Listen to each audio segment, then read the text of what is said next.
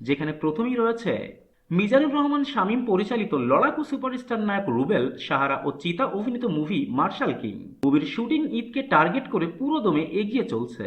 এখন দেখার বিষয় হলো নায়ক রুবেলের এই কামব্যাককে দর্শক কতখানি গ্রহণ করে। ডিরেক্টর জাহিদ জুয়েল পরিচালিত আদর আজাদ শবনম বুবলি অভিনীত সিনেমা পিনিক চলতি বছরের ঈদ উল ফিতরেই মুক্তি পাওয়ার কথা ছিল। এরপর তা পিছিয়ে ঈদুল আজহায় মুক্তির পরিকল্পনা করা হয়, তবে পোস্ট প্রোডাকশনের কাজ শেষ না হওয়ায় ফের পিছিয়ে যায় এই সিনেমার মুক্তি। আর এখন সিনেমা সংশ্লিষ্টরা 2026 সালের ঈদ উল ফিতরে প্রেক্ষাগৃহে পিনিক মুক্তির পরিকল্পনা করছে। ঈদ আসবে আর পরিচালক রায়হান রাফির মুভি মুক্তি পাবে না, এটা কি করে হয়? এটা তো অনেকখানি মহাভারত অশুদ্ধ হয়ে যাবার মতো ঘটনা। আর তাই রাফিও আসছে তার আনটাইটেলড মুভি নিয়ে, যেখানে কেন্দ্রীয় চরিত্রে অভিনয় করছেন নাফিসা তুষি।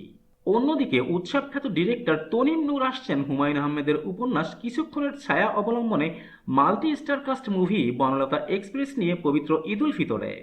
আর এই মুভিতে অভিনয় করছেন শরীফুল রাজ, সাবিলা নূর, মোশাররফ করিম ও চঞ্চল চৌধুরী।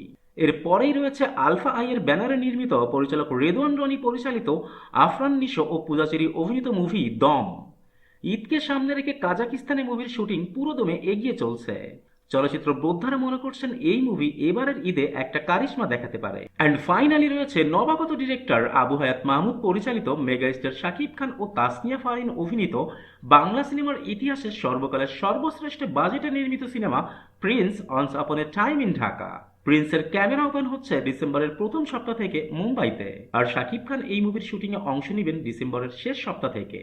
আর মুভির যে পরিমাণে ক্রেজ, তাতে এই মুভি ঈদে মুক্তি পেলে বাংলা চলচ্চিত্রের ইতিহাসের পাতায় নতুন এক অধ্যায় রচিত হবে, এটা confirm.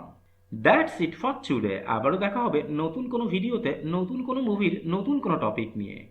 Till then, tata and bye by.